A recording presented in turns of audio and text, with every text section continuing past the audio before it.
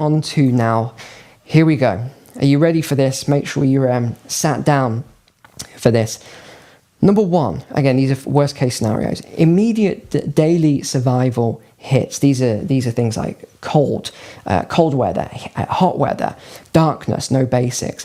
So it says homes and businesses limited to low energy caps. The heating could be 15 to 18 degrees Celsius maximum. So 18 degrees, not too bad, I think, especially if you're acclimatized. 15 degrees in winter is, especially if there's a wind chill, is pretty chilly actually. You've also got to think about those people with disabilities and things like that. Doesn't mention anything about that here. There would be power on only at certain hours, although they would induce rolling blackouts. In winter, they warn, these are the reports, they warn there could be widespread hypothermia, especially for older people or the elderly, those in badly insulated homes. You'd see excess deaths spike.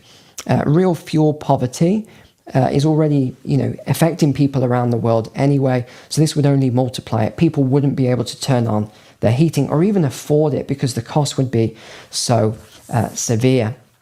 No air conditioning in summer heat waves. These would be banned completely, which would be insane. Fridges and freezers may need to be turned off under government mandates. What would this result in? Food would be spoiled. You've got meat in the freezer. It would rot. You'd have to. This is crazy talk. Cooking would be impossible if electric or gas were restricted for that. Water pumps, treatment plants would fail without any power. You'd see shortages, contamination. Boil water orders or none at all. Toilets or sewage could back up. You'd have to use rainwater. They talk about buckets and rainwater for doing that. I mean, what if it's the middle of summer? How are you going to... That doesn't even make any sense. How are you going to fill up a bucket to flush the toilet? It says no, we'll be polite here. So it's talking about flushing number 2, but leaving number 1. Oh gosh, that'd be pretty stinky after a while, but okay. Dark homes, no internet, TV, charging. They're saying that certain heavy usage devices could be restricted.